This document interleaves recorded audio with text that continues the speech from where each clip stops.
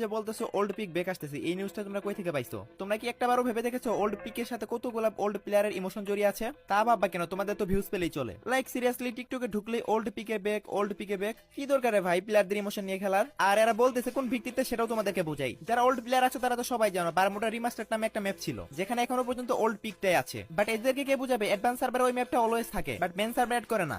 অডিয়েন্সদেরকে যে তোরা এভাবে বুঝাচ্ছিস যে আপডেটের পরে ওল্ড পিক চলে আসবে, যখন তারা আপডেটের পরে মেসেজ দিয়ে দেখবে ওল্ড পিক নেই, তখন তাদের কেমন লাগবে একটাবারও কি ভাবছিস? আর বারমুডা রিমাস্টার্ড ম্যাপ যদি ম্যাপের ভিতরে এড করো আবার, ওইটা কি প্লেয়াররা অলওয়েজ পাবে? আর ওল্ড পিকে যদি বেক আসতো তাহলে সবার আগে আমরা জানতে পারতাম। ফ্রি ফায়ারের প্রত্যেকটা ওল্ড স্মৃতি, ওল্ড আইটেম, ওল্ড জায়গা, এগুলো সবকিছু প্লেয়ারদের ইমোশন হয়ে থাকে। তাই তোদেরকে বলতেছি দেখ ভাই, প্লেয়ারদের ইমোশন নিয়ে এভাবে খেলিস না।